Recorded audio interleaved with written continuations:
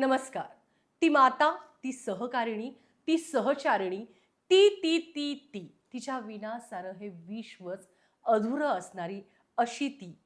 आणि अशाच तिचा जागर न्यूज या वृत्तवाहिनीवरती आपण एक छोटासा इंटरव्ह्यू घेतोय, मुलाखत घेते. जेणेकरून त्या लोकांचं आयुष्य कसं असतं, अशीच एक ती आपल्या स्टुडिओत उपस्थित आहेत.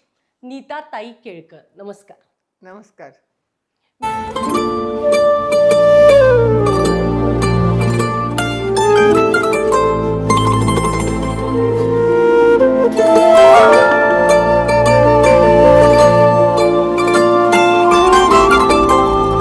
An exclusive collection of diamond jewelry by PNG. मी तुम्हाला म्हणाले की अशी ती नीताताई केळकर सध्या विशेष निमंत्रित राज्य कार्यकारिणी भाजपा स्वतंत्र संचालिका MSCB होल्डिंग कंपनी महाराष्ट्र राज्य तथा भाजपाच्या नेत्या आहेत. गेले 35 वर्ष त्यांनी सांगली जिल्ह्यात कमळ फुलवत ठेवलेले आहेत. आमदारकी असू दे, खासदारकी असू दे, नगरसेवक निवडणूक असू देत, ग्रामपंचायती असू देत, कुठेही हिरिरीने भाजपासाठी कार्यरत असणाऱ्या नीताताई या स्टुडिओत आज आपल्या उपस्थित आहे आणि आज आपण त्यांच्याशी बातचीत करणार आहे. कारण ह्यांचं आयुष्य नेमकं कसं असतं, काही गोड अनुभव असतात, काही कडू अनुभव असतात, प्लस पर्सनल लाईफ कसं असतं आणि सोशल लाईफ कसं असतं, सगळंच आमच्या दर्शकांना या ठिकाणी कॉफी विथ शर्वरी अनकट शोमध्ये तुम्हाला पाहायला मिळणार आहे. ताई, आपलं स्वागत. थँक्यू शर्वरी, तुझ्यामुळं आज इकडे यायचा योग आला. अगदी हो. नीताताई एक असं बोलकं व्यक्तिमत्व आहे की सर्वसामान्य व्यक्ती चटकन नीताताईंकडे जायचं आहे असं म्हणत आपल्या अनेक गोष्टी नीताताईंशी शेअर करतं किंवा अनेक कामं करतात. असा तुम्हाला अनुभव नक्कीच आला असेल. आणि कसं सुरुवात झाली राजकारणात तुमची? सगळ्यात पहिल्यांदा तुम्ही किती वर्ष झाले राजकारणात आहात? मी आता सांगितलं तसं 35 वर्ष म्हणजे 91ला मी नगरपालिकेला निवडून आले. त्याच्या आधी महागाई मोर्चाला आम्ही गेलो होतो मुंबईला. आणि आपल्याला जेव्हा आरक्षण मिळालं नगरसेवकसाठी त्यावेळेला मग माझा प्रभाग त्याला वॉर्ड होता, महिला आरक्षित होता आणि घरातली लोकांची इच्छा होती, पण त्याला माझी इच्छा नव्हती, कारण तेवढा राजकारणातला अवेअरनेस महिलांच्यातही नव्हता आणि मी तयार नव्हते. पण घरच्यांच्या पाठिंब्यावर मी त्यावेळेला नगरसेवक म्हणून निवडून आले आणि मग माझा राजकारणातनं समाजकारणाचा प्रवास सुरू झाला. अच्छा, म्हणजे 35 वर्षापूर्वी ताईंनी राजकारणाची सुरुवात केली, जिथं सोशल मीडिया आत्ता प्रखरतेनं आहे किंवा मीडिया प्रखरतेनं आहे. म्हणजे 35 वर्षापूर्वी गटनेता आणि नीताताईंनी भाजपा. मला वेगळी केबिन होती, मला महापालिकेत. त्याला नगरपालिका होती, आपली महापालिका व्हायची होती. त्यामुळे एक गटनेता मी व्हायला तयार नव्हते, कारण मोडक वहिनी आमच्यात सिनियर होत्या. पण अनुराधाताई मोडक, पण माझी आई पण त्यावेळी तुमच्या वेळी बरोबर नगरसेविका होती. बरोबर. आणि मग अनुराधा ताईंना सिनियर असल्यामुळे त्यांना गटनेता करा असं मी आमच्या जिल्हाध्यक्षांना सांगितलं, पण ते शिवसेनेच्या होत्या, त्यांना करायचं नाही. भाजपचे 3 असताना एवढं राजकारण कळत नव्हतं. मग त्यांनी सांगितलं, म्हटलं ठीक आहे गटनेता, तर ओके मी गटनेता. अशा म्हणजे त्याला काही तू कर, मला आता जर गटनेता व्हायचं असलं भांडायला लागतं वरती जाऊन वशिलेबाजी ते काही तो काही प्रकार नव्हता. त्यामुळे मग मी गटनेता. पण तुम्ही पहिल्यांदा नगरसेवकच झाला की त्याच्या अगोदर सोशल वर्क करत होता? नाही, लग्न झालं आणि माझा बिल्डर म्हणून मी सिव्हिल इंजिनियर असल्यामुळे व्यवसाय होता आणि एकदम म्हणजे मला मोठं बिल्डर व्हायचं स्वप्न होतं. त्यामुळं असं काही आधी सोशल वर्क नाही. एक तो महागाईचा मोर्चा, मला असं वाटतं की त्यावेळेला कैलासवासी कमलताई परांजपे यांनी आम्हाला आग्रह करून बाहेर काढलं होतं त्या मोर्चासाठी. मला वाटतं तीच माझी सुरुवात होती सार्वजनिक सामाजिक कामाची. आणि निवडणुकीला उभारायचं कसं काय गणित ठरलं मग? महिला राखीव झाला प्रभाग वॉर्ड आणि माझ्या सासऱ्यांची इच्छा होती आणि त्यांना माहित होतं की माझं माहेर त्याच ठिकाणी असल्यामुळे 2 भाग, ते 2 गल्ल्या ज्याला आपण म्हणतो, त्या माझ्या निवडून आला पहिला राम मंदिर खंडभाग 35 वर्षापूर्वी. अच्छा, म्हणजे सुरुवात राजकारणाची तुमच्या नगरसेवक आणि गटनेते पदावरून डायरेक्ट गटनेता. गटनेता म्हणजे आता गटनेता होणं म्हणजे आमदारासारखा विषय चाललाय असं म्हटलं तरी वावगं ठरणार नाही. अशी राजकारणाची सुरुवात झाली आणि राजकारणाची सुरुवात करता करता समाजकारणही बरंच असं केलं तुम्ही या तब्बल 35 वर्षात. हो. काय अनुभव होता तुमचा? मी सांगितलं ना की 95ला लगेचच म्हणजे आम्ही 91-92ला निवडून आलो आणि 95ला पहिल्या विधानसभा निवडणुकीमध्ये मला विधानसभेचं तिकीट दिलं गेलं. अच्छा. आणि म्हणजे त्यावेळेला आता अशी गंमत आहे की आता विधानसभेच्या तिकिटाला आता काय मारामाऱ्या होतात. मला सांगितलं गेलं की तुला तिकीट मिळणार आहे, घरात संध्याकाळी टीव्हीवर दिसेल. हं, आपलं डिपॉझिट पण राहणार नाहीये. हं. पण आणि धाडस करून उभा हां, राहायचंय उभं तुला. राहायचंय. आपण निवडून येणार नाहीये, डिपॉझिट पण राहणार नाही, पण लढायचंय भाजपसाठी. मग आता काय ठीक आहे, ओके म्हटलं. मग अच्छा. संध्याकाळी टीव्हीवर दिसला, कार्यालयात गेलो, मग विचारलं कसं म्हणजे करायचं काय? भाजपासाठी तुम्ही उभ्या राहिला. हां, उभ्या राहिल्या. पण हं. माझं डिपॉझिट नाही, डिपॉझिट वाचलं माझं. पण तो अनुभव होता आणि एक महिना निवडणूक चालायची. आत्तासारखं 8-10 दिवसात संपायची असं नाही. हं, आणि मग त्या शेवटच्या टप्प्यात मला असं वाटायला लागलं, की मी आता निवडूनच येणार आहे. हं. कारण इतकं लोकांचा तो ऑरा प्रतिसाद आणि लोकांचा होता प्रतिसाद. आणि एक तरुण आणि जरा भाषण करते. अगदी बीबीसीचे लोकं पण आले होते माझा इंटरव्ह्यू घ्यायला असं. हं. त्यामुळे मला वाटायचं ते निवडून येणार. तर मला सारखं वरनं प्रदेशातनं फोन यायचे आणि मी त्यांना सांगायचे मला वाटायचं की ते वेडे लोक आहेत, त्यांना हं. कळतच नाही मी एवढी फिरते तर मीच निवडून येणार आहे. हं. पण ते मला सारखं जागेवर आणायचे की नाही नाही निवडून नाही येणार आहे आपण, पण आपलं डिपॉझिट वाचलं तरी खूप आहे. हं. हे ज्याला म्हणतो कार्यकर्ता सांभाळणं म्हणजे ते पक्षाची हां, शिस्त ते फार महत्वाचं आहे. आणि तो तसा सपोर्ट भाजपाकडनं तुम्हाला आणि वेळोवेळी त्यातला मला जो म्हणजे म्हणतो ना की एक आनंदाचा प्रसंग वगैरे हा त्याचं नंतर मला त्याचा रिअलाईज झालं. त्या प्रचाराला अडवाणी आले होते, लालकृष्ण अडवाणी. माझी सभा होती. मला ज्युनियर असल्यामुळं काय केलं त्यांनी सांगितलं की तू आधी बोलून घे हं. तरुण भारत स्टेडियमला. ते याच्यात बोलून टाकलं मी आणि मग ते आले आणि मग ते म्हणाले कुठे आहे उमेदवार? आता मला हे माहित होतं अरे पडक्या सीटला आहे ना उमेदवार बघायला आणि मला म्हटले तू पण अजून एकदा बोल. हं. तर मला खूप प्रश्न पडला की माझं भाषण जे बोलायचं होतं ते बोलून झालं होतं. आता मी नवीन काय बोलणार? पण जमलं बाबा मला. मी लगेच दुसरं वेगळं भाषण करू शकले आणि ते सारखे मला विचारले तुम्हारे पती कहाँ है? तर म्हटलं हे ना काय घेऊन पडले की पती कहाँ है? आता काय माझ्या नवऱ्याशी हे काय बोलणार असं. आणि त्यावेळेला सिक्युरिटी थोडीफार होती, पण असं स्टेजवर ठराविकच लोक होते आणि साहजिकच आहे माझे मिस्टर खाली होते लोकांच्यामध्ये. मग शेवटी त्यावेळेला एवढी विमानं आणि हेलिकॉप्टर्सचा सुळसुळाट झालेला नव्हता. ते रेल्वे स्टेशनवर गेले आणि मग तिकडे मी त्यांची गाठ घालून दिली. हां, हे माझे मिस्टर. तर त्यांनी पहिला प्रश्न विचारला की बेटी को संभालना पडेगा. तेव्हा मला मुलगी माझी 95 म्हणजे अशी 3-4 वर्षाची मुलगी होती. तर ते म्हणाले की तुम्हें घर गृहस्थी संभालनी पडेगी. हे दुसरं वाक्य होतं आणि तिसरं वाक्य तुम अपने मर्जी से भेज रहे हो का? अच्छा. उसको अपनी मर्जी से भेज रहे हो ना हं. पॉलिटिक्स में? तर त्यांनी सांगितलं हां. तो फिर दूसरं वाक्य होतं की घर गृहस्थी संभालनी पडेगी और बेटी का ख्याल रखना पडेगा. तर मला हे एकदम हे झालं अरे निवडून येणार नाही एवढं आणि कशाला एवढं भारूड लावलंय. म्हणजे हां. मला माहित आहे मी निवडून येणार नाहीये. त्यांनाही माहित आहे आणि तरी पण एवढं कशाला चौकशी करतायत? आणि तोपर्यंत जरा असतंच ना ह्यांच्या मित्रांनी हां आता मग काय तू घरातली कामं करशील. म्हणजे अशा टाइप्स म्हणजे आता तू काय मग बायको तुला असं एक हां, थोडं त्यावेळीस. हां. चिडवा-चिडवी असतेच ना. हो. भले नाही निवडून काही असलं तर चेष्टेनं असतं आणि काही हां, सिरियसली पण हां, असतं. की बघ आता बायको पुढे जाईल आणि तू कुठं राहशील हां, अशा हां. टाइप. पण ते सगळं बोलल्यामुळे ते सगळं ऐकणारे सगळा होता ना वर्ग कार्यकर्त्यांचा. ते सगळे चिडीचूप झाले आणि मग म्हणजे मला लक्षात आलं की पार्टीमध्ये किती सिरियसली एखादं नेतृत्व म्हणतो ना की डेव्हलप होणं आणि ते टिकण्यासाठी इतका मोठा नेता म्हणजे मला ते खूप अपीलिंग आहे की अडवाणींसारख्या माणसानी माझा कॉग्निझन्स घेऊन एवढी चर्चा केली नाही तर. आणि ही भाजपची जी म्हणतो ना की हा जो जिव्हाळा किंवा ज्याला म्हणतो काळजी घेण्याचं त्याच्यातून मी म्हणजे खूप जुनं ऊर्जेने जे काम करायला राजकारण लागले. होतं त्याच्यात महिलांप्रती आत्मीयता आणि काळजी आहे.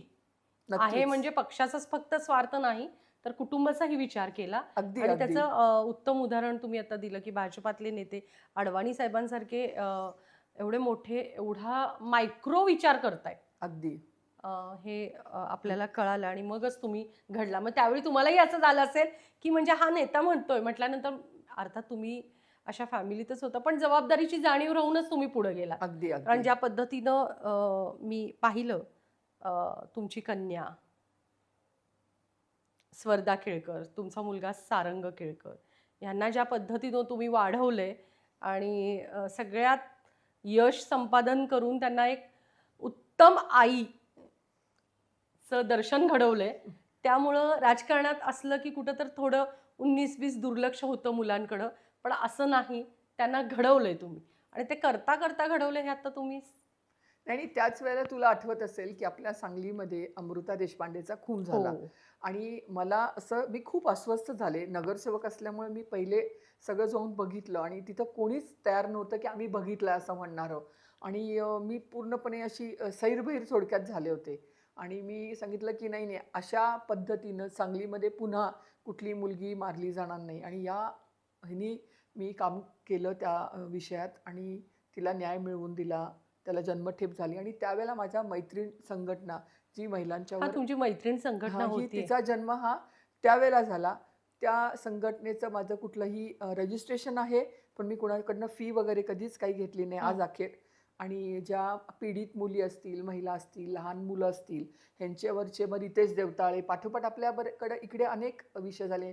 मला वाटते मंजुषा ती एक मुलगी इंजिनियर मुलगी होती आपल्या गरवारे कॉलेजच्या शिपायाची. तिचा बारामतीत खून झाला. तर मी बारामतीत जाऊन तिला न्याय मिळवून दिला. त्या बेटरनी जो तिच्यावर रेप करून तिला मारलं होतं. आणि मग नंतर महाराष्ट्राचे अध्यक्ष झाल्यावर तर मी काम करत राहिले. सगळ्यात जास्त माझा जो गाजला तो अंबाबाईचा 2013ला अंबाबाईच्या मंदिरात जो प्रवेश बायकांनी करायचा नव्हता. तर त्यावेळेला पण असंच झालं की आम्ही चर्चा करत होतो आणि मला रात्री 11 वाजता मी टीव्हीवर बघत होते की बायकांनी जायचं नाही. आणि ते अनुभवलं होतं मी माझ्या वाढदिवसादिवशी मी गेले होते अभिषेक करायला. आणि त्यावेळेला माझ्या मुलाला आणि माझ्या मिस्टरांना आत घेतलं आणि आम्हाला बाहेर ठेवलं. आणि माझा मुलगा हसायला लागला, तुझा वाढदिवस आणि बघ म्हटला तुलाच आत घेतलं नाही अभिषेक करताना, मी आणि बाबा आत आहे. तर तेव्हा मी आपलं सोडून दिला विषय. आणि हा लगेचच 2-3 महिन्यातच म्हणजे पुढच्या काही दिवसात हा विषय आल्यानंतर मला हे म्हणाले, काय विचार करतेस, जा म्हणे सकाळी उठून. तर मी म्हटलं मला काही प्रॉब्लेम नाही आहे, पण माझ्याबरोबर ज्यांना घेऊन जायचं मी विचार करते, तिथं जर उद्या काही अटक झाली किंवा त्यांना काही त्रास होऊ नये यासाठी मी विचार करते. मला स्वतःला काय त्याची भीती नाही आहे. आणि मला असं वाटतं की चैत्राचं ते नवरात्र होतं आणि शाकंभरीचं म्हणतात. तर मी अगदी शालू बिलू नेसून गेले आणि आम्ही तिथे जाऊन तो प्रवेश केला. आणि तो मला वाटते की खूप म्हणजे एका सनातनी भारतीय जनता पार्टीची अध्यक्षा हे करतीये. मला ते दाभोळकरांनी त्याचं कौतुक केलं होतं. काही आमच्या लोकांना हा गोष्ट खटकली होती. पण म्हणजे त्या बाबतीत मला काही कोणी परत कधी काही बोललं नाही. पण एक तो केल्यामुळं ज्याला म्हणतो की जागतिक प्रसिद्धी मला त्यावेळेला खूप मिळाली होती आणि त्याचं ॲप्रिसिएशन झालं होतं. हे सगळं करत असतानाच एक महिला आहे म्हणून खच्चीकरण होतं असं कधी वाटलं होतं का हां, कसे आहेत की राजकारणात? राजकारणात कसं आहे, काम करत असताना आपल्याला अडचणी येत असतात. म्हणजे ज्याला म्हणतो की या सगळ्या गोष्टीचा अनुभव म्हणजे एखादा कार्यक्रम घ्यायचा आहे, तर आम्हाला काही माहीत नव्हतं की कोषाध्यक्ष असतो पार्टीला, अध्यक्ष असतो, सिस्टीम असते. आम्हाला असं वाटत असतं की आम्ही एकदा कार्यक्रम घ्यायचा ठरवला. प्रमोद महाजनांची सभा घ्यायची होती. आमची मीटिंग झाली. तर मला सांगितलं की मी म्हटलं मला घ्यायची सभा, आपण घेऊयात. नाही म्हणे, कोण येणार सभेला? मग मी म्हटलं नाही, आपण जाहिरात करूया. मग कोण पैसे खर्च करणार? मग त्या बैठकीत त्यांनी सांगितलं, नाही नाही आम्ही देतो, तुम्ही या आमच्याकडे, पैसे घेऊन जावा उद्या सकाळी येऊन. तर मला असं वाटलं वा वा, उद्या सकाळी जायचं, पैसे आणायचे, सगळं सभा पार पडायची. पण जेव्हा आम्ही प्रत्यक्ष पैसे घ्यायला गेलो तेव्हा त्यांनी हाकलून दिलं दारातून. अशी थोडीच पैसे बिसे कुठे ठेवलेले असतात का, तुमचं तुम्ही करा. आणि मला आठवते मी 51 रुपये 101 रुपये असे गोळा करून तो कार्यक्रम आम्ही चौघी त्यावेळेला होतो, हँडबिलं वाटली आणि आम्ही स्टेशन चौकात प्रमोदजींची सभा यशस्वी केली. आणि त्याच्यानंतर मला आठवत नाही की आज अखेर कोणीतरी मला पैसे पार्टी देईल आणि मी कार्यक्रम करीन असं कधीच नाही. आज अखेर जो कार्यक्रम मला वाटतो, पार्टीचा असो किंवा एखादा सामाजिक असो, जसं विधवा संमेलन मी मध्ये घेतलं, आपल्या लता बोराडे आटपाडीच्या आहेत त्या माझ्याकडे आल्या आणि मला म्हणाल्या की मला तुम्ही सौभाग्यवतीचा कायद्याने अधिकार द्या. म्हटलं कायदा याच्यामध्ये सौभाग्यवती असेल किंवा विधवा असेल अन्याय काही करत नाही, उलट विधवांना पेन्शन आहे, त्यांच्यासाठी काय अधिकार आहेत, विधवांच्यासाठी वेगळ्या योजना आहेत सरकारच्या एकल महिलांचा. आता तर सरकार खूप करते. त्यामुळे तुला कायद्याने तिचं म्हणणं होतं की मला मंगळसूत्र घातलं पाहिजे, जोडवी दिली पाहिजे, असं काहीतरी तुम्ही करा. तर मी म्हटलं हे घालायला कोण अडवते, शहरात तर सगळेच घालतायत. तर ती म्हणे नाही, तुम्ही कधी खेडेगावात बघितलं नाही, तुम्ही ते करा. मग मी म्हटलं ठीक आहे. त्याला कलेक्टर मला वाटते गायकवाड साहेब होते आणि फुलारी होते. या दोघांच्याही सुविद्य पत्नी आल्या होत्या. दोघींचंही नाव मला वाटतं सेमच त्यावेळेला होतं, कविता नाही फुलारी असं. तर त्या दोघींना आणि तारा भोवळकर मॅडमना बोलवलं होतं मी, आणि आम्ही तो कार्यक्रम विधवांचा हळदी कुंकू, त्यांना चुडा भरला. म्हणजे ही माझ्या वाटते 2016ची वगैरे गोष्ट असेल. आता अजूनही ते कार्यक्रम चालू असतात, पण चांगली गोष्ट आहे की तेव्हा तो मोठा कार्यक्रम मी केला. पण त्यात पण तिचं म्हणणं होतं की मला कोण कुंकू लावते आणि माझी ओटी कोण भरते हे मी बघत होते. म्हणजे तुम्ही भरताय का दुसऱ्या कोणाला तरी सोपवताय असं त्यांना वाटत होतं. तर असे जे म्हणतो ना की ज्याला समाज परिवर्तनाचे, समाजात एक आपण मेसेज द्यायचा असतो धाडसी की निर्णय हां, किंवा मी त्या व्यासपीठावरून सांगितलं की जर तुम्हाला कोणी त्रास दिला तर मी स्वतः तिथं येईन. आणि मला म्हणजे तसा कधी फोन कोणाचा आला नाही की मी मंगळसूत्र घातलंय आणि जोडवी घातली आणि मला कोणी त्रास दिलाय, असा कधी परत नंतर फोन नाही आला. त्यामुळे मला असं वाटतंय की अर्थात हे सगळं करत असताना माझं जे राजकीय माझं मागे असलेली पार्टीचे लोक असतील किंवा काम असेल ते नक्कीच उपयोगाला येतं. ती ओळख म्हणा, त्याचा परिणाम पोलीस खातं असेल किंवा इतर महसूल किंवा अण्णा डांगे मला वाटते पालकमंत्री होते त्यावेळेला एका समाज कल्याणमधल्या अधिकाऱ्याने एका आमच्या महिलेला त्रास दिला होता. तर त्याला आम्ही भर रस्त्यात मारलं होतं आणि त्याला सस्पेंड करून नंतर त्याला आम्ही निलंबित केलं. तर हा जो म्हणतो ना की एक धाडस येणं, तर हे सगळं मला वाटतं की पार्टीचं त्याच्यामागे खूप हे आहे. परंतु तुम्हाला स्वतःला राजकीय असा वारसा कुठला आहे का? ज्यावेळी तुम्ही राजकारणात आलात त्यावेळी तुम्हाला कोणता राजकीय वारसा होता का? कसं असतं की आपल्या जीन्समध्ये म्हणतो ना की जीन्स नाही, मला काय म्हणायचं राजकीय तुमच्या वारसा घरातला आमच्या- राजकीय वारसा. नाही, असं आमच्या घरात तसं डायरेक्ट कुठल्याच पदावर कोणी नव्हतं. पण ज्याला म्हणतो की आपल्यात नेतृत्व गुण कुठला येऊ शकतात. तर माझ्या आईची आई सरपंच होती, माझ्या वडिलांची आई ओव्या नाही, वगैरे आता लिहायची. जे सध्या हा, जे आता राजकारणाचं मुलगा- बदलतं रूप आहे ह्याची ती इतकं इझी नाही. आता एखादी सक्षम महिला जरी असेल तरी तिला रितसर डावललं जातं असं तुम्हाला वाटतं का? 100% जर तिला वारसा असेल तरच ती महिला पुढे जाणार असं तुम्हाला आता- वाटतंय का? बदलतं रूप राजकारण नक्कीच.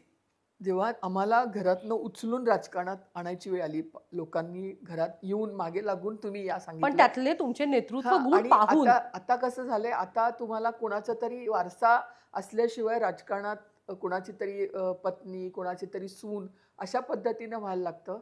त्यामुळं हा बदलती आणि स्थित्यंतर आहे. खऱ्या जे गुण असलेले महिला बाजूला राहत आहेत एक्झॅक्टली. या कारणामुळे. आता लोकांना माहीत झालंय की आता हे डिलिमिटेशन मधनं हा मतदारसंघ कदाचित राखीव होऊ शकतं. त्यामुळे माझी पत्नी, माझी मुलगी, माझी सून, नाहीतर माझंच कोणीतरी यामध्ये असलं पाहिजे, अशा पद्धतीनं सध्या वातावरण आहे. कारण आपण महानगरपालिकेचा विचार, आमदारकी असेल, खासदारकी असेल, जिल्हा परिषद असेल, सगळ्या निवडणुकात प्रकर्षानं जाणवलं. आता तुम्ही जुन्या समाजसेविका, नुसत्या राजकारणी नाही तर समाजकारणही तुम्ही केलेलं आहे. नुसतंच राजकारण नाही केलेलं, तर समाजकारणातून तुम्ही घडून मग राजकारण केलेलं आहे आणि मग ह्या पदापर्यंत आता पोहोचलेला आहात.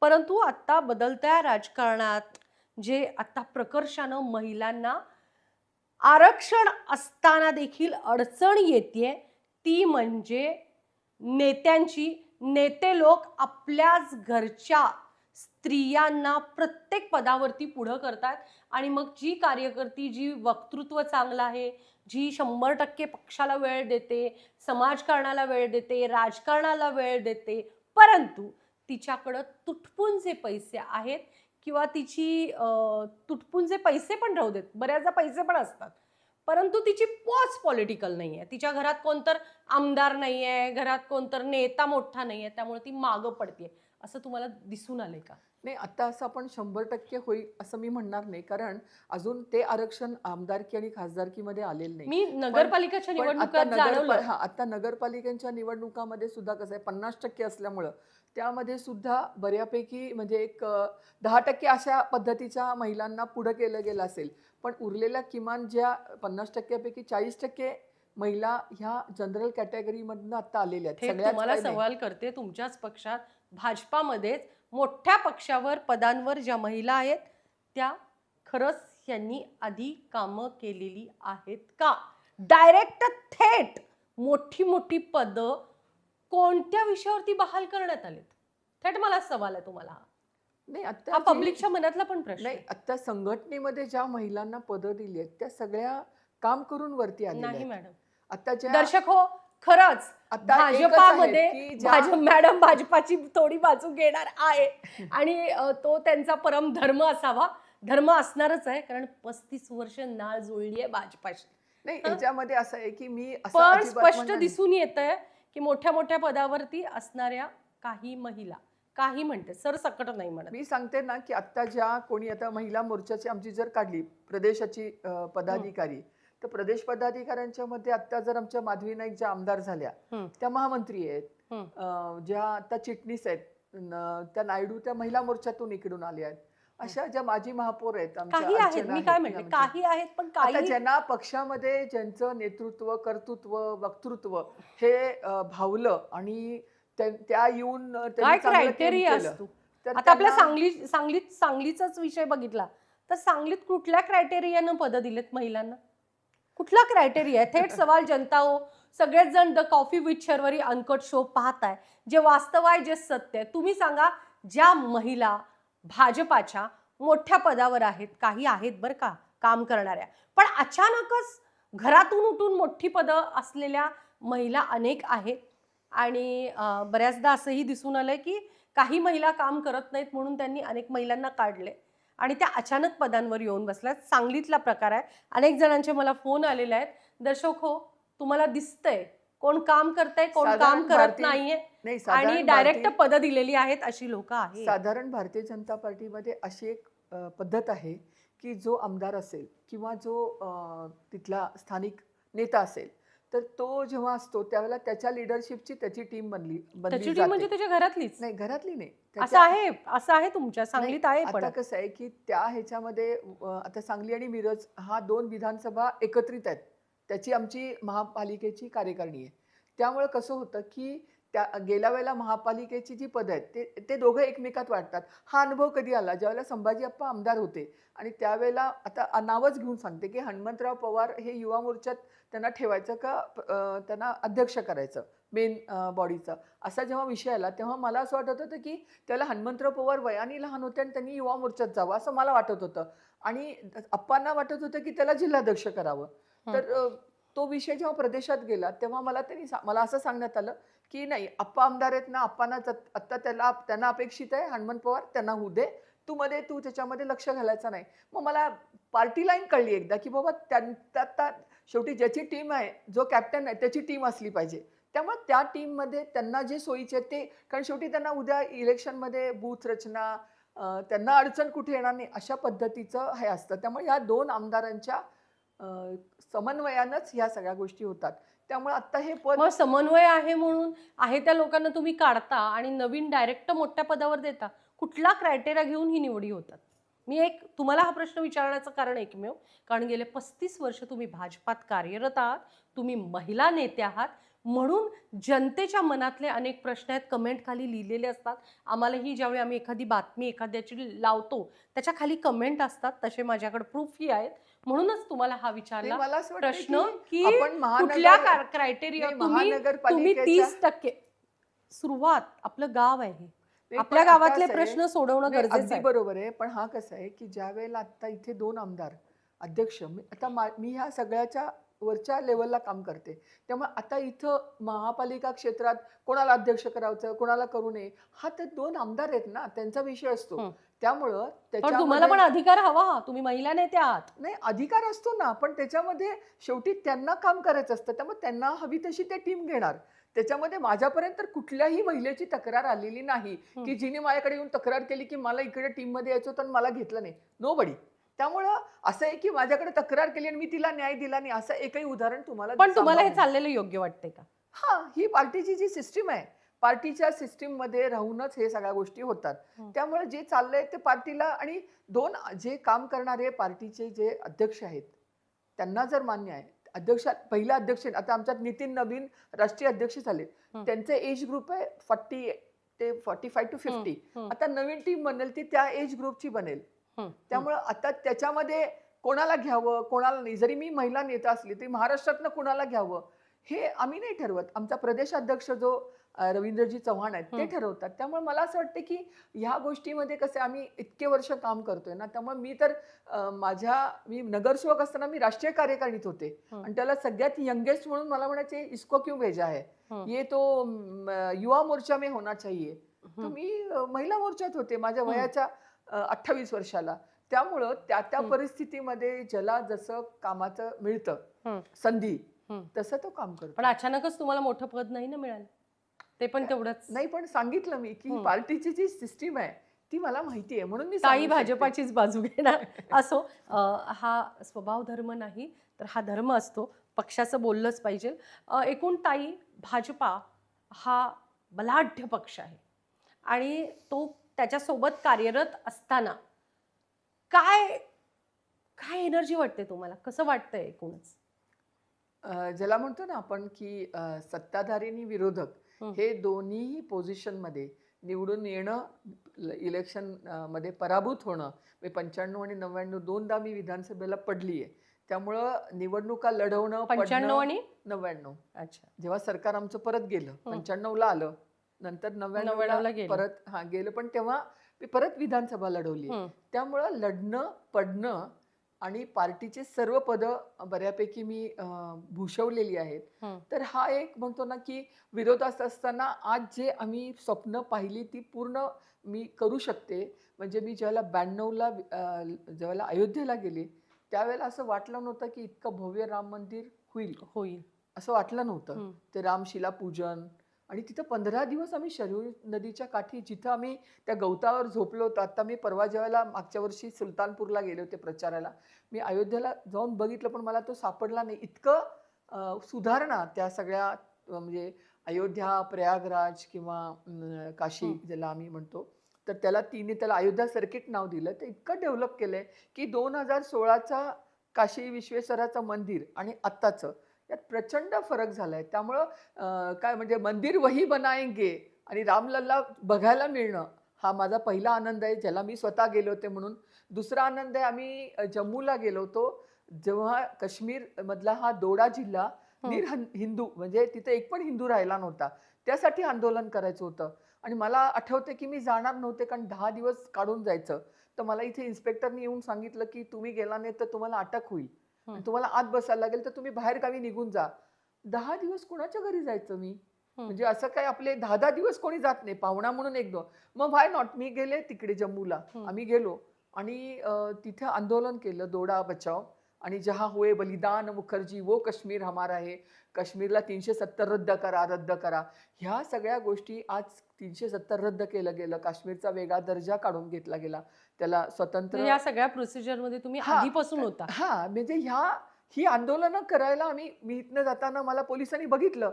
सातारला ते म्हणाले ह्यांना बघितलं तुम्हाला आम्ही पुण्यात अटक करणार. तुला विश्वास बसणार नाही, मी सातारला ट्रेनमधनं पुण्याजवळ गाडी स्लो झाली घोरपडीला आणि माझ्या सासूबाई बरोबर होत्या, आत्ते सासूबाई श्रीरंगच्या, त्या डॉक्टर होत्या. तर त्या म्हणाल्या की आता पोलीस तुला पकडणार. तर पटकन मी ड्रेस बदलला गाडीमध्ये की त्यांनी मला ओळखू नये म्हणून. मी डोक्याला बांधलं वगैरे. त्यामुळे तू घोरपडीला गाडी स्लो झाली की उडी मार आणि इथून बस आणि ह्याला मनमाडला जॉईन हो, नाशिकला जा. आणि मला ते इतकं छान वाटलं आणि काही विचार काहीच नव्हता डोक्यात की काय होईल, पडलो तर काय होईल, काय नाही. गाडी स्लो झालीच नाही घोरपडीला आणि त्या माझ्या मागे येऊन उभारल्या होत्या आणि आम्ही म्हणतो स्लो झाली का उडी मारू का, स्लो झाली का उडी मारू का. धानकन मी उडी मारली आणि मी पडले डोक्यावर, तिथंच बेशुद्ध पडले. मग गाडी पुढे जरा स्लो झाली, मग त्या खाली उतरल्या, मग त्या जवळ आल्या मला आणि त्यांनी त्या डॉक्टर असल्यामुळे त्यांना कळलं होतं की ते सगळं डोक्याला बांधल्यामुळं डोक्याला मार लागला तर मी बेशुद्ध म्हणजे असे होते अनकॉन्शियस सारखं. त्यांनी मला उचललं, धरलं, चालवत नेलं, रिक्षात बसवलं. तर पोलीस मागे पळत आले. त्यांना वाटलं सासूनी सुनेला दिलं ढकलून. म्हणजे हा जो एक मजेशीर, मग त्यांनी ती रिक्षा बदलली. त्या पण हुशार डॉक्टर असल्यामुळं. पण तो धाडसी होता ना सगळा विषय हा. म्हणून म्हटलं की हे मला धाडस, मी जेव्हा परवा आमच्या प्रशिक्षण वर्गात हे भारतीताईंनी सांगितलं, सगळे चाटच पडले की तुम्ही असं काही केलंय का? मी म्हटलं आता काय काय मी केलं हे जर सांगत बसले तर खूप हे होईल. हं. आणि मग त्याच्यातनं मी ती दिल्लीपर्यंत गेले आणि मग दिल्लीत आम्ही पार्लमेंट स्ट्रीट पोलीस चौकीत अटक झाली आणि हे सगळं आंदोलन आम्ही तिथेही केलं. हं. तिरंगा यात्रा, लाल चौकात तो झेंडा लावला. तर ह्या सगळ्यामध्ये आम्ही हे सगळं करत असताना त्या एजमध्ये खूप मजा केली. मजा पण केली आणि मुलांना सोडून जायला एवढं धाडस नव्हतं. नको वाटायचं. पण ते घरच्यांचा पाठिंबा आणि ह्यातनं सगळं केलं. आणि आज सत्ता असताना ह्या सगळ्यातनं जे आम्हाला कळलं जातं किंवा या होतात आपण सांगितलेल्या गोष्टी. सुषमाजी मग परराष्ट्र मंत्री झाल्या. पण यातनं ह्या लोकांनी जो जिव्हाळा ठेवला होता की सांगलीचं पासपोर्ट ऑफिस हे सुषमाजींच्या सांगण्यावरनं ज्ञानेश्वर मुळे आपले अब्दुल ललाटचे तिथे परराष्ट्र सचिव होते. त्यांच्यामुळे ते पासपोर्ट ऑफिस मिळालं. त्यामुळे हा जो जिव्हाळा होता तो खूप महत्त्वाचा आहे आणि त्यांचं प्रेम आणि त्यांच्याबरोबरचे प्रवास हे मी आयुष्यात माझी ही सुवर्ण शिदोरी म्हणतो ना, सोनेरी क्षणाची तशी आहे. हं. या ठिकाणी ताईंनी आपल्या आठवणी सांगितल्या, गोड आठवणी सांगितल्या. अशा कटू काही आठवणी होत्या का? तुम्हाला तुमच्या पक्षात गेले 35 वर्ष तुम्ही कार्यरत आहात. तुम्हाला पक्षानं न्याय दिला असं तुम्हाला वैयक्तिक वाटतं का? कसं आहे की मला जेव्हा सांगितलं गेलं 99ला मला लढायला, अण्णा डांगे पण नको म्हणत होते. त्यांचा विरोध होता आणि ते म्हणत होते की आता नको लढू, मी MLC देतो. पण 99चं माझं वय, माझ्या घरातल्या जबाबदाऱ्या, मुलं लहान असणं, ह्याच्यामुळे मी स्पष्ट सांगितलं मला मागच्या दाराने यायचं नाहीये, मला लढायचं आहे. त्यामुळं पक्षाने मला 2दा विधानसभा लढायला दिली, नगरसेवक पदाची संधी दिली. मी पश्चिम महाराष्ट्र WMDC महामंडळावर डायरेक्टर म्हणून मी काम केलंय. आता हे मला MSCBचं आता हे मागच्या वर्षी पण होतं आणि 19 यावर्षी 19 आणि 2019ला आता पण पण होतं. 2024. मी प्रदेशाध्यक्ष झाली आहे. त्यामुळे जे म्हणतो की पार्टीनं त्या त्या वेळेला ज्या दिलेलं जबाबदाऱ्या आहे. दिल्या त्या मला दिलेल्या आहेत. आणि असं नाही आहे की पुढच्या खेपेला आता ह्याच्यातनं सगळंच संपलंय अशी परिस्थिती नाही. पण जो म्हणतो की गेल्यानंतर जो सन्मान असेल, एखादा गोष्ट एखाद्या मंत्र्याला जाऊन सांगितली तर ती लगेच चटकन या ताई करून घेतो. ही जी एक जिव्हाळ्याची भावना आहे.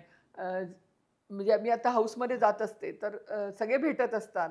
तर हा जो एक सन्मान मिळणं, आपली ओळख महाराष्ट्रभर असणं. मी प्रदेशाध्यक्ष असताना RR पाटील इथं गृहमंत्री होते. त्यामुळे त्यांनी असं सांगून ठेवलं होतं SP ला की कुठे नीता केळकर जायच्या आधी तुम्ही पोचले पाहिजे. मला नाहीतर ते महाराष्ट्रभर सगळीकडे आरडाओरडा करत फिरतात, RR पाटील गृहमंत्री राजीनामा द्या. हा जो एक करायला मिळालं हे पार्टीमुळे मिळालं ना. हां. दरारा निर्माण केला होता. दरारा निर्माण केला. तर त्याच्यामध्ये हा जो म्हणजे पार्टीनं हे पद दिलं ना मला, प्रदेश महिला मोर्चा अध्यक्ष. तर त्याचा एक मला असं वाटतं की खूप म्हणजे ह्याच्यातनं शिकायला पण खूप मिळालं. मी राष्ट्रीय प्रशिक्षणाची इन्चार्ज होते.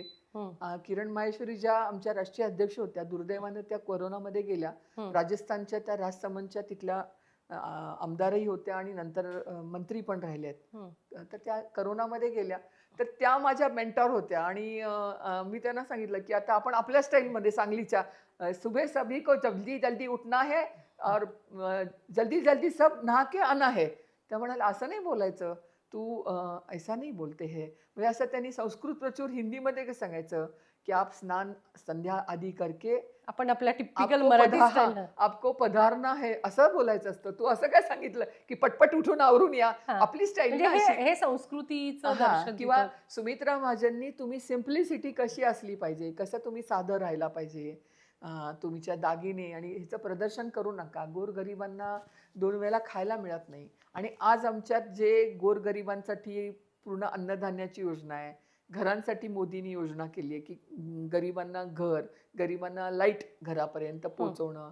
आज जनधन खात्यामुळं, लाडकी बहीण, ह्या सगळ्या ज्या गोष्टी आहेत ते करत असताना हे त्यांच्या चेहऱ्यावरचे आनंद. आता मी सुलतानपूरला 15 दिवस होते. तर आता ताई राज्य लेवलला काम करतायत. सुरुवात चांगलीपासून असेल तरी आता त्यांची जी पद आहे ती राज्य लेवलची आहे. त्यामुळे तिथलेही अनुभव आपल्याला ते शेअर करतात. बोल. मी आत्ता जे मी महाराष्ट्रभर तर ह्याच्यामुळे फिरलेच, प्रदेशाध्यक्ष होते म्हणून. शिवाय आता राज्य नाही, केंद्रात सुद्धा मी पद म्हणून कामं केली आहेत. त्यामुळे अच्छा, सगळ्या केंद्रातही. राज्यामध्ये पण मला जायची संधी मिळाली. कर्नाटकमध्ये, गोव्यामध्ये. गोव्याला तर मी 6 वेळेला निवडणूक प्रभारी होते. त्यामुळं काम करायला एक मोठं अवकाश ज्याला म्हणतो ते मिळालेलं आहे. आणि आपल्या महाराष्ट्रामध्ये ज्याला म्हणतो विविधतेतनं एकता आणि अत्याचार किंवा अन्याय हे जिव्हाळ्याचे विषय असल्यामुळं नरबळी आपल्या भागात तो प्रकार नाही आहे, पण यवतमाळ, बुलढाणा या भागात आहे. तर हे सगळे त्या त्या ठिकाणचे जे असे विषय होते ते हाताळायला मिळाले. त्यामुळं एक प्रकारचं आहे. आणि ज्याला म्हणतो की शेवटी पुरुष प्रधानमध्ये काम करत असताना असं सामना करावाच लागतो ना, की त्याच्यामध्ये जिद्दीनं मात करायची. एक आहे की आजपर्यंत कोणासमोर मी रडून भेकून मला काहीतरी माझं काहीतरी म्हणजे माझ्यावर अन्याय झाला, माझ्यावर अत्याचार झाला, मला ह्यानी विचारलं नाही, मला त्यांनी बघितलं नाही, रडत बसले माझ्याकडं नाही. नाही, हे नाही केलेलं. ज्याला म्हणतो लाथ मारीन तिथं पाणी पाणी काढीन. काढीन या पद्धतीनं काम करत राहिले. आता महाराष्ट्र राज्यात जे महिलांवर अत्याचाराचं प्रमाण वाढलंय आणि ही अत्यंत चिंताजनक गोष्ट आहे. महिला, मुली बेपत्ता होत आहेत आणि या सगळ्यावरती आता खूप कटाक्षानं काम केलं पाहिजे असं नाही का वाटत? कारण हा जो मुद्दा आहे तो आता खोलवर जातोय.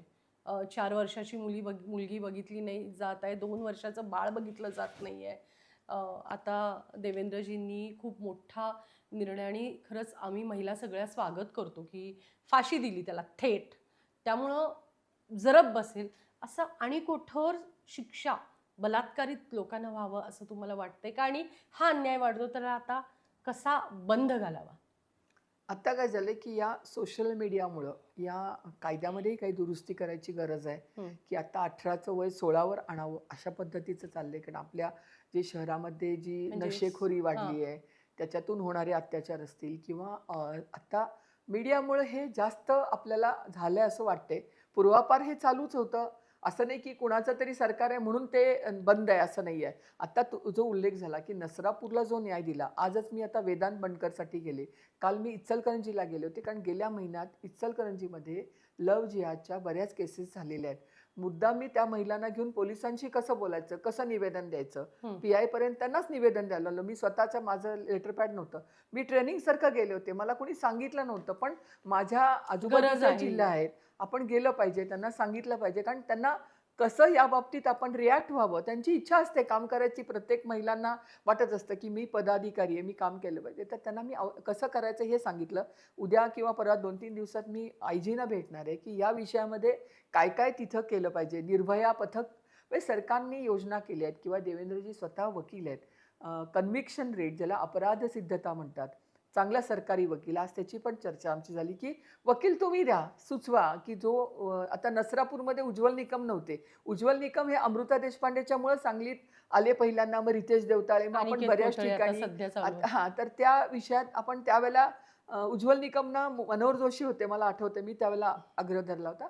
तशा पद्धतीचे सरकारी वकिलांचा परफॉर्मन्स दाखवा, अदरवाईज 3 वर्षानंतर तुम्ही घरी जा. पण कुठे तर अशा कुठं तर ही पद्धतीचं सगळी कायदे करणं सिस्टीम, आहे. कायदा जरी असेल पण ही सगळी जी सिस्टीम आहे, पोलीस, सरकारी वकील, परत यंत्रणा, ही जी सिस्टीम आहे ना कुठंतरी कोलॅप्स आहे अजूनही. म्हणावा तसा न्याय महिलांना मिळत नाही. नाही, एकतर महिला महिलांनी एकतर गुन्हे दाखल केले तर महिलांना बदनाम नाही, केलं जातं. मुळात काय आहे, समाजात सामाजिक मानसिकता, एखादीनं आवाज उठवला एखाद्या विषयात तर तिलाच बदनाम केलं जातं.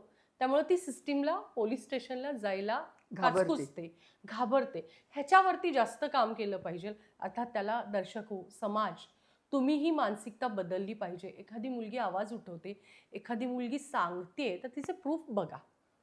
तुम्ही नार्को टेस्ट घ्या. पण डायरेक्टच महिलांना बऱ्याच ठिकाणी हनी ट्रॅपचं नाव दिलं जातं. हे कितपत योग्य आहे? नाही, आता मी सांगितलं ना की 13 मुली कालच्या इचलकरंजीच्या एका प्रकरणात इन्व्हॉल्ड आहेत.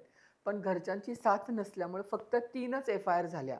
त्यातल्या पण एक कौतुकाचं असं आहे की एका मुलीचं लग्न ठरले पण तिचा नवरा तिच्या पाठीशी उभारला आणि त्यांनी कंप्लेंट करायला लावली. तर मला असं आव्हान आहे की या बाबतीत घाबरून घरात बसू नका.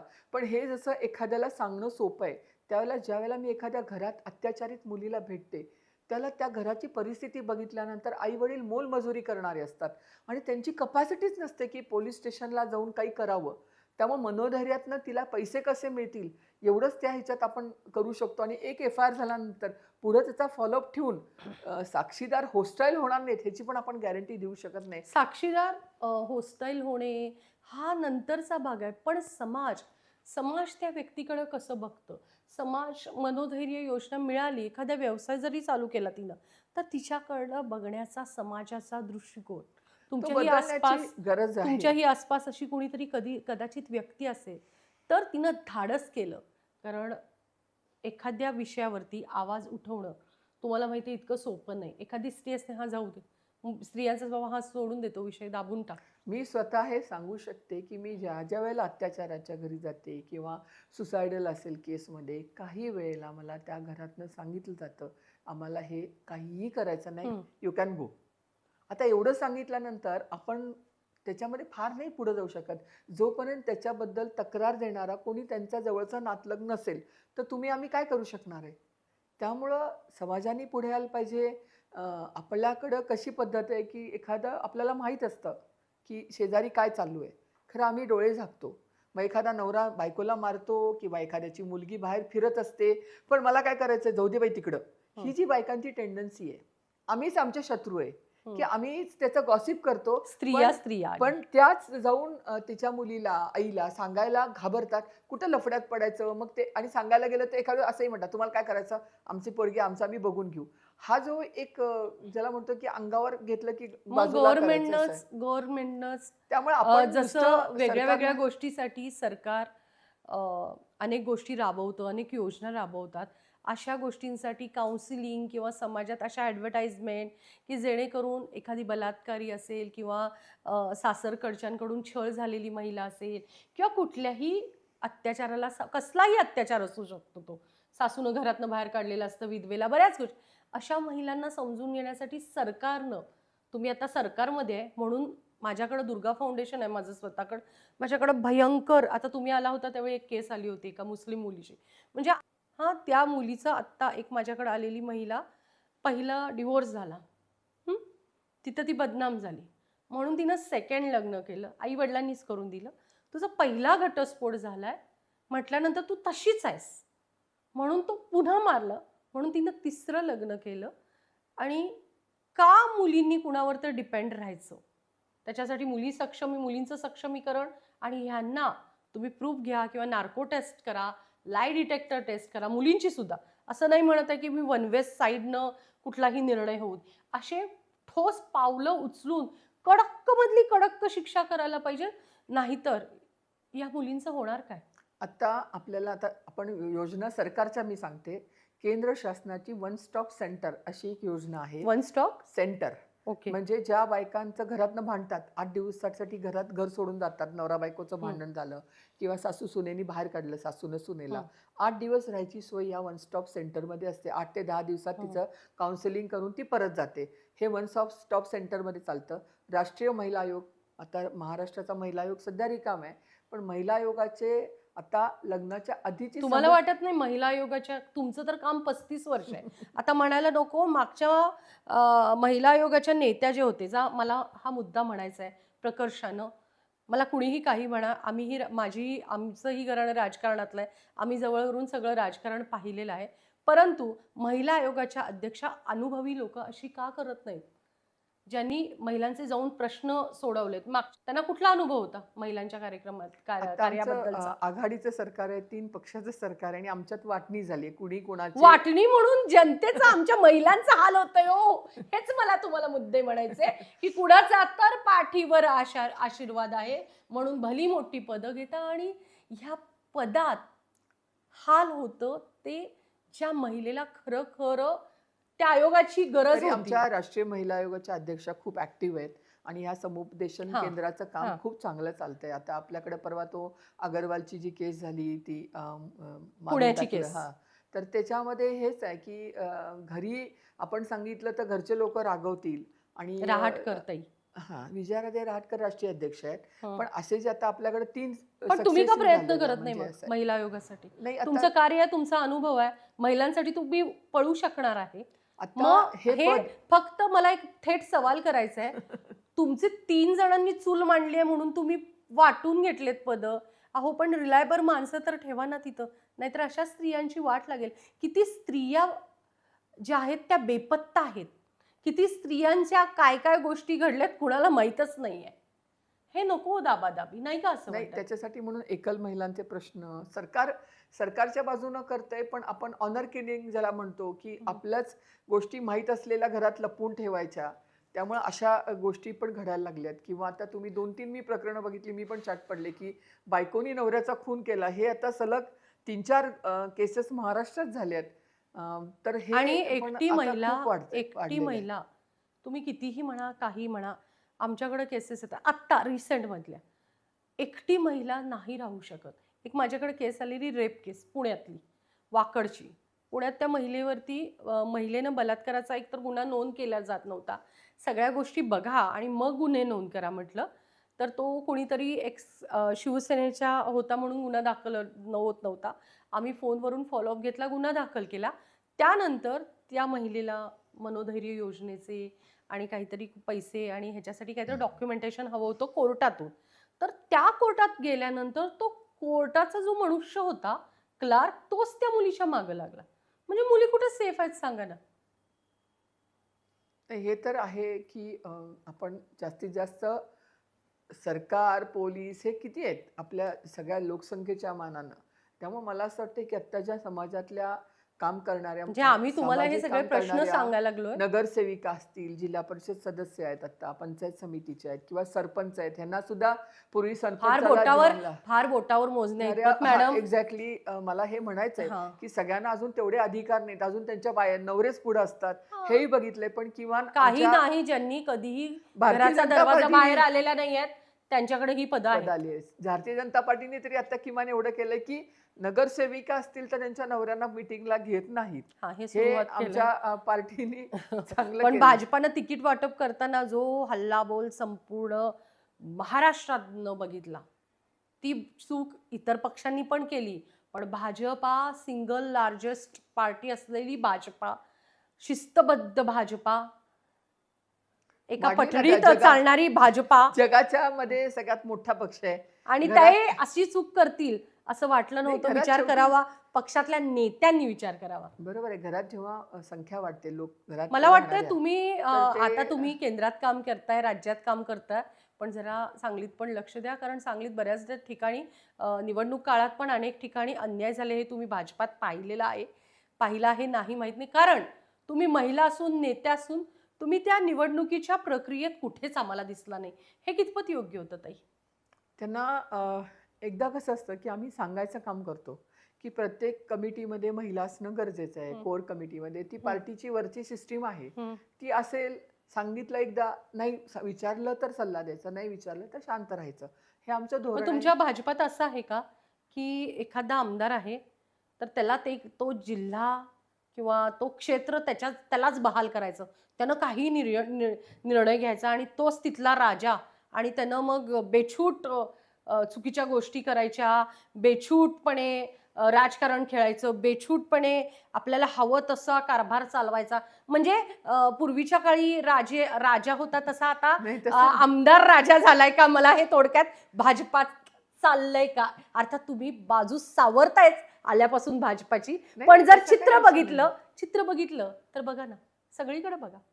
आम्ही खोटं बोलत नाही, आम्ही डायरेक्ट दाखवतो मीडिया. हे झालं की नाही? हे होतंय असं वाटत नाही का? मग न्याय कुणाकडे मागायचा? नाही, मी सांगितलं ना की त्या ठिकाणी गरजेनुसार आम्ही लक्ष घालतो. जिथं प्रचाराला जायचंय तिथं जाणं असतं. कारण शेवटी मी आता माझी महिला म्हणून जबाबदारी आहे महिलांना, ना, बरोबर महिला आहे ना. आरक्षण होतं ना, महिला आहे ना तुम्ही, आणि तुम्ही अशा नाहीये की उठून आज राजकारणात आलाय कुणाच्या. 35 वर्ष राजकारण करतात. एखाद्या महिलेला इंटरव्ह्यू घ्यायला जे नेते बसलेले, एखाद्या महिलेला मनातली काही गोष्ट बोलायची किंवा तिचा सक्षमपणा बघायचा आहे किंवा तिच्यातले गुण बघायला एखादी महिला नको स्टेजवर तिथं? हे कितपत योग्य होतं? ते योग्य नव्हतं, मान्य करा. नाही, मी त्याच्यामध्ये सांगितलं ना की आम्ही एकदा विषय मांडला.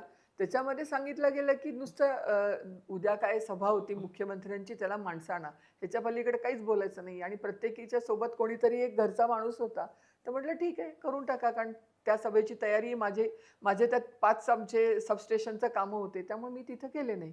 मला वेळ अन्याय झाला असं वाटत नाही तुम्हाला? मग एकूणच अन्याय त्याच्यावर काहीच महापालिका ठरलं नाही. क्षेत्रात त्याच्यावर- तुम्हाला पर्सनल वाटते की नाही एक सक्षम महिला नेतृत्वाला भाजपाच्या, म्हणजे अपार्ट राजकारण सोडून एक मला- समाजसेविका म्हणून? नाही, मला असं अजिबात वाटत नाही की महिलांच्यावर अन्याय वगैरे झाला. कारण असं काही नाही झालं की माझ्याकडे कोणी तिकीट मागायला आलं होतं. हा, तुमच्याकडे नाही आलं, नाही, पण पण असं जे जे नाही. मीडियामध्ये तुम्ही बघत होता, जे पण तुमच्याकडे मीडियामध्ये, कोणाची तक्रार आली का हो की अर्थात किती तर जणांची आपण टीव्हीवरती बघितलं. It's कुणी too कुणी late. कुणी मला- कुणी नाही, आता इट्स टू लेट. आपण सगळीच म्हटलं ना, अनकट शो, लोकांनी आपण नुसतंच कौतुक केलं तर 1 मिनिट आपला शो बघतील आणि बंद करतील.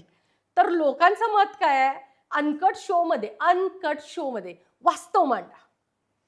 आणि वास्तव मांडताना खरंच तुम्ही लोक सगळं तुमच्या डोळ्यासमोर घडत असतं राजकारण.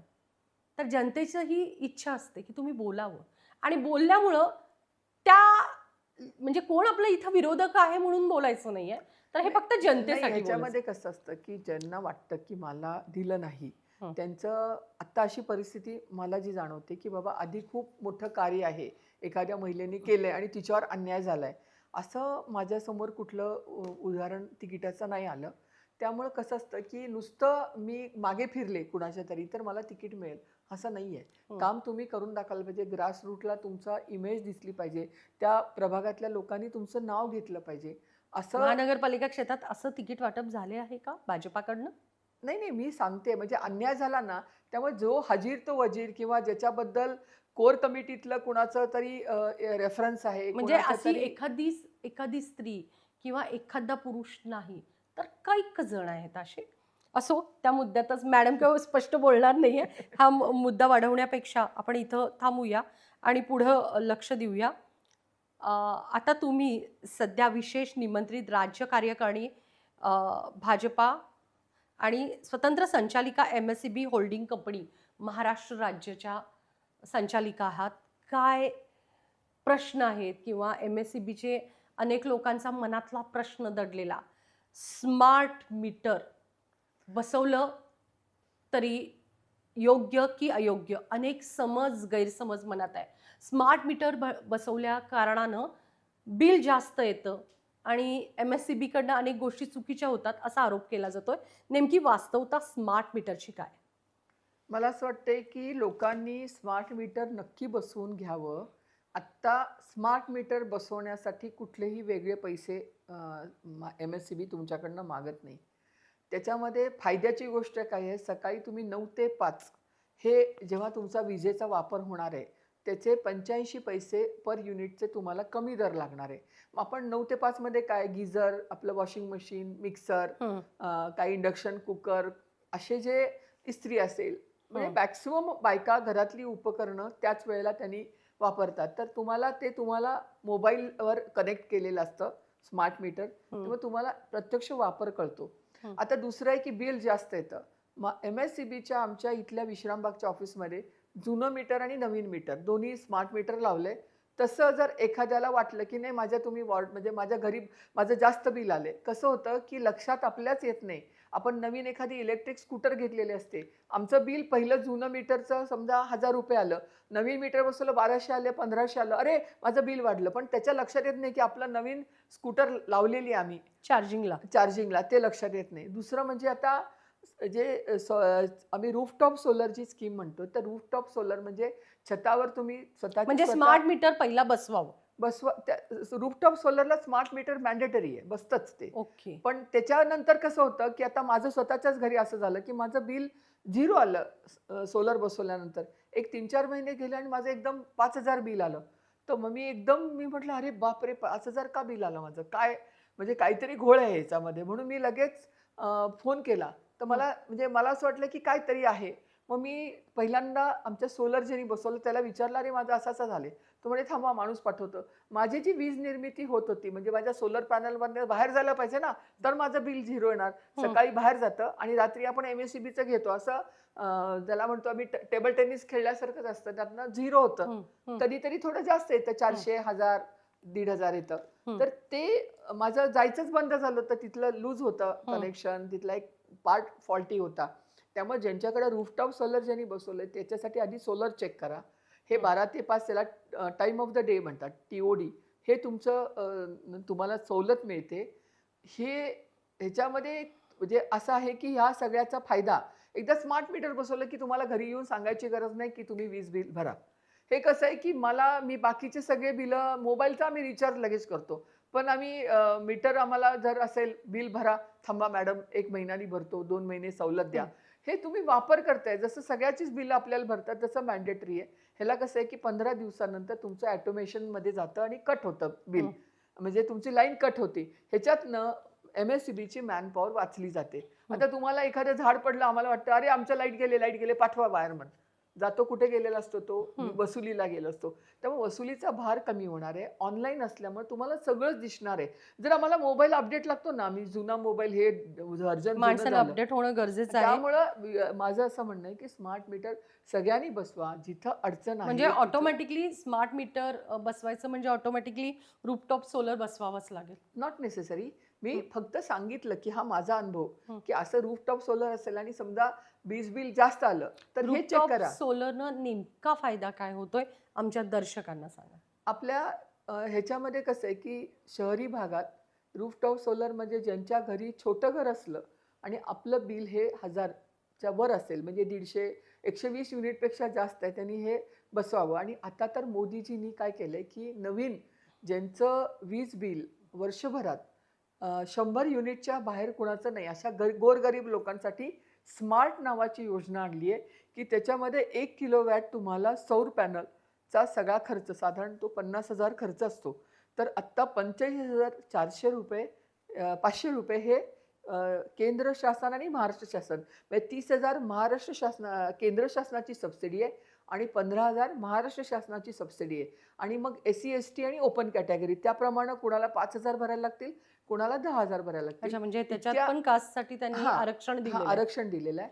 त्यामुळे इतक्या कमी पैशात तुम्हाला ज्याचा 1 किलोवॅटचा खर्च किमान 50,000 आहे, तुम्हाला 5 आणि 10,000त मिळत असेल तर मला वाटते की हे खास गरिबांसाठी 100 युनिटच्या आत त्यांचं हे बिल आहे. कमर्शियल साठी पण असतं आणि नाही फक्त फक्त रेसिडेन्शियल residential घरगुती आहे. वापरासाठी अच्छा. हे स्मार्ट योजना आहे. आणि ज्यांचं म्हणजे वापर 1 किलोवॅटला 30,000ची सबसिडी आहे, 2 किलोवॅटला 60,000 आणि 3 किलोवॅटला 78,000.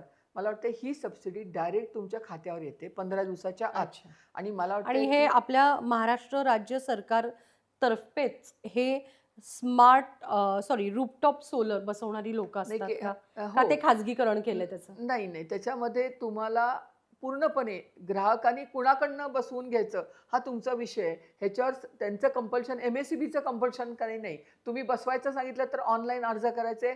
सबसिडी तुमच्या खात्यावर ऑनलाईन जमा होते 78,000. जसं तुमचं पहिला पैसे जमा होतात की पहिला ते बसवायला खर्च करावा लागतो सर्वसामान्य नाही माणसाला? तुम्हाला खर्च करायला लागतो. त्याला बँका कर्ज पण देतात. अच्छा. म्हणजे ही सगळी त्याच्यामध्ये सिस्टीम MSEB कडनं माहिती करून घ्यायची.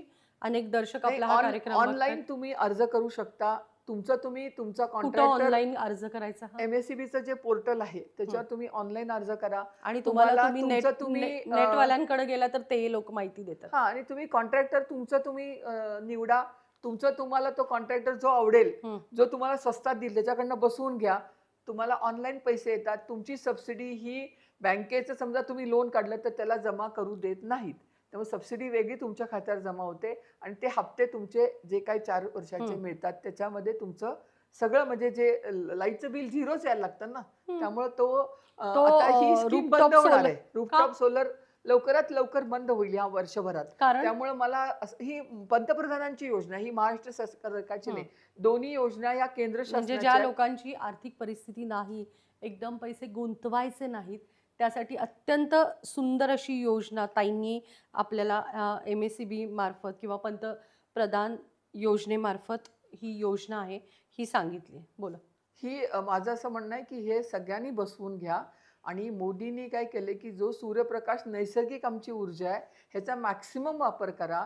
आणि आता आम्ही जे सोलर पार्क करतोय सगळ्या महाराष्ट्रभर, आपल्या ज्या जिल्हाधिकाऱ्यांच्या कार्यकक्षेत येणाऱ्या गायरान जमिनी आहेत त्याच्यावर 10 मेगावॅट 5 मेगावॅट अशी आता तुम्ही बघताय कुठेतरी वृक्षतोड झाली की दंगा करतायत. त्या सोलर पार्कचा आता फायदा असा आहे जसे जसे ते तयार होतात तशी त्याची वीज शेतकऱ्यांना दिवसा द्यायचा कार्यक्रम चालू झालाय. आम्ही सांगली जिल्ह्यात माझ्या हिशोबाने 70 ते 80% काम पूर्ण झालंय. त्यामुळे नजीकच्या काळात महाराष्ट्रात आम्ही जे वीज स्वस्त होणार सांगतोय त्याचा फायदा हाच आहे. जशी सोलर पार्क कार्यान्वित होतील तसं आपल्याला वीज शेतकऱ्यांना मोफत मिळेल. शेतकऱ्यांना नाही, आपल्याला शेतकऱ्यांना दिवसा वीज मिळणार हं. आणि ती त्यांना सोलर पंप आहेत बसवण्यासाठी. हं. आणि तो पण महाराष्ट्राचा विक्रम देशामध्ये आहे की आम्ही गेल्याच वर्षी एका दिवसात आम्ही 45,911 एका महिन्यात बसवले सोलर पंप. हं. त्यामुळे सोलर पंपमुळे आता शेतकऱ्यांना फ्रीच आहे ना, सोलर पंप बसवले की वीज फ्रीच आहे. आणि ही जी आहे ती रूफटॉप सोलर स्मार्ट आहे, ते बसवा, नाही तर रूफटॉप सोलर बसवा, ती पण वीज तुम्हाला फ्री आहे. म्हणजे ही निर्माण होणारी वीज आम्हाला भविष्यात आम्हाला AI साठी लागणार आहे. महाराष्ट्रात वर्षाला जेवढी महिन्याला आम्ही वीज वापरतो हं. ती एका दिवसात AIचे जेव्हा येईल आपल्याकडं हं. प्रोजेक्ट्स मोठे मोठे तेव्हा लागणार आहे आणि त्याचं हे नियोजन चालू आहे. अगदी योग्य अशी माहिती सांगितली.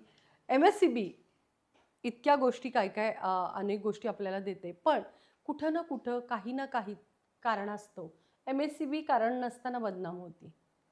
ती म्हणजे पहिलं बिल भरलं नसेल, काही आर्थिक अडचण येत असेल, लगेचच दुसरं बिल येतं, त्यात ते वाढवून येतं, आधीचं रिडिंग घेऊन येतं. हे कितपत योग्य? अशा अनेक कंप्लेंट्स आमच्याकडे आलेले आहेत. नाही, माझं काय म्हणणं आहे की हा आणि ती बिल कट केलं जातं. एकतर ही- एखादा मनुष्य एवढे पैसे आहेत घेऊन जा, नाही आम्हाला पैसे घेता येत नाही, नाही आम्हाला चेक घेता येत नाही, दिले तर 2 महिन्याचे द्या. हा जाचक अट MSCB कडनं होती अशी नाही, तुम्हाला वाटत मुळात नाही का? कसं आहे की ह्या 3 कंपन्या सरकारने स्थापन करण्याचंच कारण असं आहे की ही डिस्ट्रीब्युशन ज्याला आम्ही म्हणतो की जी कंपनी वितरित करणं हे करते हं. ती आमची तोट्यात आहे कंपनी. हं. या आत्ता आपण जे टंचाईमधनं जी शेतकऱ्यांना, आता तुम्ही जर बघितलं सगळीकडं पूर्ण महाराष्ट्रभर शेतकऱ्यांना आपण त्यांचे वीज बिलं माफ केली आहेत. आपल्या ताकारी टेंबू मळसाचं आठवत असेल, हं. पतंगराव कदम असल्यापासून आपण ह्या शेतकऱ्यांना वीज आपण सवलतीत देतोय. हा हं. सगळा भार पडतो आपल्यावर, शहरी आणि कंपनीवर. त्यामुळे जर तुम्ही हे दिलं नाही तर कंपनी जे वीज विकत घेते, कोळसा कुठून आणेल? त्याच्यासाठी जनरेशनला आत्ता जी वीज आपल्याला मिळते ती मॅक्सिमम कोळशावर निर्मिती होणारी वीज आहे. हा कोळसा विकत आणायला लागतो, खाणीतनं पण तो विकत घ्यायला लागतो. त्याच्यासाठी जे लागणारे प्रोसेसिंगचा खर्च आहे, हे जर आम्ही भरलंच नाही तर असं आत्ता आम्ही पश्चिम महाराष्ट्र सुदैवानं आम्ही खूप चांगल्या स्थितीत आहे की आमची मार्चमध्ये तुम्ही बघा की हे मार्चमध्ये तुम्हाला जास्त जाणवलं असेल की वीज वसुली जास्त आहे. आता Normal आलंय. निग्लेक्ट होतं, पण मार्चमध्ये कोणासाठीच ते थांबत नाहीत. अगदी वरनं प्रेशर असतं, कारण ते नाही झालं तर चालणार कशी ही कंपनी? हं. आणि कंपनी बंद पडली तर उद्या हे स्ट्रक्चर बंद पडलं तर आम्ही किती अडचणीत येऊ. आता या पुरामुळे वगैरे 3-3 दिवस लाईट नाही, तर मला महाराष्ट्रभर फोन आहेत आमच्या जिल्ह्यात लाईट नाही आहेत म्हणून. आजच तुम्ही बघितलं असेल हिंजवडीला वगैरे लाईट नाही आहे का, तर पाणी शिरलं की बंद करायला पाहिजे, नाही तर मनुष्यहानी होईल. हां. तर त्यामुळे मला असं वाटतं की लोकांनी वेळेत वीज भरावं. जसं शेवटी असं आपल्याला काही फुकट कुठलंच मिळतं का? बाजारात गेल्यावर आपल्याला नाही, कोणी पण उधार देत जाचक जे नाही. फार स्ट्रॉंग अटी आहे ना, नाही, एखाद्या उलट, माझं काय green. मत आहे की हा महिन्याचे पैसे नाही भरले ना, आता सगळ्यात तुम्ही कट जास्त- करायला जावा, पण तो पैसे देतो ना, तर ते आता गुगल पेच्या सगळ्यामध्ये- माध्यमातून ऍक्सेप्ट करा. सगळ्यात जास्त तुम्ही एक लक्षात घ्या, जर तुम्हाला जीपेवर आपण जनधन खाती काढली आहेत, सगळ्यात जास्त डिजिटल प्लॅटफॉर्म देशामध्ये, जगात भारत देशामध्ये वापरला जातो. आणि गो ग्रीन आता बिलं द्यायचं बंद केलं. जे ऑनलाईन भरेल त्याला 10% सवलत आहे MSCB कडून. तर मला असं वाटतं की ऑनलाईन सगळ्यात जास्त काम करणारी ही कंपनी आहे. तुम्हाला कशालाही त्यांच्या दारात जायची आवश्यकता नाही. जे काय तुम्ही कंप्लेंट ऑनलाईन नोंद करा, तुमचे जे काय प्रश्न आहेत हे कट होणं का होतंय? कारण तुम्ही वेळेत बिल भरलं, ऑनलाईन भरलं तर काहीच अडचण नाही आहे, तुम्हाला 10% सूट मिळते. तर मला असं वाटतं की ह्या सगळ्या अपडेट करण्याच्या ज्या गोष्टी आहेत, हे देवाभाऊ या ह्याचे ऊर्जा खात्याचे मंत्री आहेत आणि खूप चांगले निर्णय या माध्यमातून चालले आहेत. गोरगरिबांना जशी स्वस्त किती मॅक्सिमम देता येईल. आणि मला असं वाटतं 78,000 सबसिडी घेणारे सांगलीमध्ये सगळे BPL नाही, चांगले बिझनेसवाले आहेत. त्याला कुठलीही उत्पन्नाची अट नाही. ही फार मोठी उपलब्धी आहे, कारण रूफटॉप म्हणजे आपल्याला नैसर्गिक सूर्यप्रकाश तुम्ही घ्या आणि तुम्ही सोलर बसवा, हे तुम्ही सरकार स्वतः तुमची सांगतंय. म्हणजे इथं आज ताई म्हणजे आल्यानंतर लाडक्या आपल्याला बहिणीला किती 1,500 रुपये, यांना 78,000 हो, रुपये. आता माझ्या म्हणजे माझ्या मिळालेले. घरातलं लाईट बिल 34,000 आलंय. हा, मग 34,000 आले लाईट बिल. तर मला आजच्या ताईंच्या शो मुळे कळालं की रूफटॉप सोलर म्हणजे बघा बसवणं की किती तुमच्या गरजेचं या आहे. महिलांसाठी सक्षमीकरणाचं काम करणाऱ्यांना माहिती नाही ही योजना. नाही, हे योजना माहिती आहे, म्हणजे पण ऑनलाईन ह्याच्यामध्ये काय ना, तुम्हाला- समज गैरसमज दोन्ही आहेत. आणि ह्या सगळ्या गोष्टी आता आज पाऊस पडलाय तर आज जनरेशन कमी होणार आहे त्याचं, कारण पाऊस जनरेशन आज लाईटच नाहीये. मग त्याला आम्ही बाहेर न घेणार आहे तर मला बिल येईल ना, ते झिरो बिल नाही येणार आहे एवढं तर समज आपण- हे बघा, तुमच्या MSCB कडनं ह्या स्मार्ट मीटर, रूफटॉप सोलर ह्याच्या बाबतीत जनजागृती होणं गरजेचं आहे. एक्झॅक्ट मला असं प्रॉपर वाटतंय, ऐका की एक एक वेळा एक्झॅक्ट मला वाटतं की तो तुम्ही जे चित्ररथ करावा आणि खाजगीकरण जावं. केलंय ना, त्यामुळे येणारा प्रत्येक कोण येतोय, काय येतोय, कसं येतंय, काय नाही, ते एकतर लोक माहिती आज जे तुम्ही दर्शकांना व्यवस्थित माहिती सांगितली, असं कोणी व्यवस्थित सांगतच नाहीये. त्यामुळं मला एकाने प्रश्न केला की MSCBच्या बाबतीत का गैरसमज खूप आहेत, खूप गैरसमज आहेत, खूप आरोप आहे, MSCB पूर्ण बदनाम आहे. ह्याचं कारणच एक आहे की ह्यांची उत्तरं नाही मिळत आहे. आता मला पण समजत नाही. मी एका माणसाला बोलवलं तर एका माणसाने मला पटकन म्हटलं की मॅडम, एक बिल्डरच होता, मॅडम स्मार्ट मीटर बसवू नका, खूप बिलं येतात. मी थांबले. रूफटॉप सोलरच्या बाबतीत मी अजून कन्फ्यूज होते, नेमकं चाललंय काय. पण आता जो बघितला उन्हाळ्यातला आकडा 34,000चा, कारण मोस्टली बेडरूममध्ये हॉलमध्ये आपल्या AC असतात आणि मग त्याची बिलं वाढतायत. हे कारण आहे उन्हाळ्याचं म्हणून का कुठलं नेमकं कारण आहे बघूया. चला, अशा पद्धतीनं ताईंनी मला असं आपल्याला वाटतंय सांगितलं की खूप रूफटॉप सोलरचं महत्त्व. हां, नक्कीच. काय तुम्हाला दर्शकांना सांगायचं आहे? संपूर्ण महाराष्ट्रातून आपला हा कार्यक्रम बघितला नाही, मला जातो. आता अजून एक पुढे मी ह्याचं काम करते म्हणून सांगते की सध्या जे नितीनजी गडकरी इथेनॉल वापरा, इथेनॉल आणि त्याच्यावर जे हां. वेगवेगळे लोकांचे रील्स येत आहेत की आता 20% इथेनॉल, आणि मला वाटतं इथेनॉलचं मिक्सिंग आणि ब्लेंडिंग पहिल्यांदा सांगलीत झालं देशामध्ये. राम नाईक त्याला पेट्रोलियम मंत्री होती आणि शरद पवार आणि सगळे त्यावेळेला सर्वपक्षीय लोक येऊन सांगलीमध्ये आपल्या ह्या मिरज डेपोमध्ये त्याचं ब्लेंडिंग सुरू झालं. त्याला आपण 10% वापरत होतो. शेवटी पेट्रोल, डिझेल हे सगळं आपल्याला बाहेरून परकीय चलन घालून आणावं लागतं. त्यामुळे आत्ता जे 20% इथेनॉल घालायचा निर्णय आहे हा सरकारचा आहे. त्याच्यामध्ये गडकरींची भूमिका आपल्याला सपोर्टिव्ह आहे. आपलं परकीय चलन वाचवावं यासाठी ते वारंवार सांगतात. आणि सगळ्यात इथेनॉलची निर्मिती करणारा आमचा पश्चिम महाराष्ट्र साखर कारखानदार आहेत, त्यांना प्रवृत्त केलं की तुम्ही इथेनॉल वापरा. 20% आज मिक्सिंग आहे म्हणजे त्याच्यामध्ये तुम्ही ते वाचवा, तेवढं आमचं परकीय चलन वाचणार आहे. आता पावसाळ्यात हे थोडंसं पाणी ॲब्सॉर्ब करतं, त्यामुळं काही वेळेला प्रॉब्लेम येऊ शकतात. पण ह्याचा अर्थ ते वापरल्यामुळे वाहनं बंद पडतात असं नाही आहे. त्यामुळं तुम्ही सावध राहा आणि ह्याच्यावर कुठल्याही प्रकारचं असं मनात आणू नका. हे परकीय चलन वाचावं म्हणून आज मोदी सांगतात सोनं खरेदी करू नका, परदेशात जाऊ नका. हे युद्धामुळे आलेल्या परिस्थितीमुळे सांगतायत.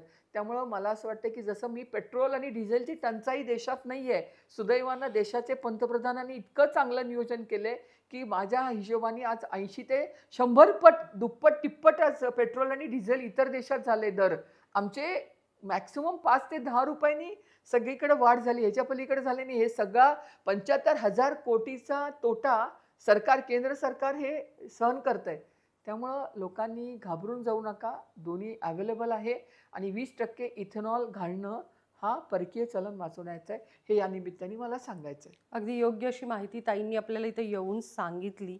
एकूणच किती महत्त्वाचं आहे हे आपल्याला कळालं आहे. दर्शक हो, ताई आपल्या इथं आल्या. Coffee with Sharvari uncut show जो आहे तो आम्ही छान केला. कॉफी आधीच घेतली होती आम्ही, तुम्हाला शूटला दाखवली दे, नेक्स्ट टाईम कप ठेवू. तर अशा पद्धतीनं ताई तुम्ही इथं आलात. आमच्या जनतेच्या प्रश्न मनातले होते ते आम्ही तुमच्याशी दिलखुलास, तुम्ही आमच्याशी कुठलंही मनात काही न ठेवता बोलला. त्याबद्दल तिचा जागर न्यूज परिवार आणि दर्शक तुमच्याकडून आपण त्यांचे आभार मानूया. धन्यवाद. धन्यवाद. धन्यवाद.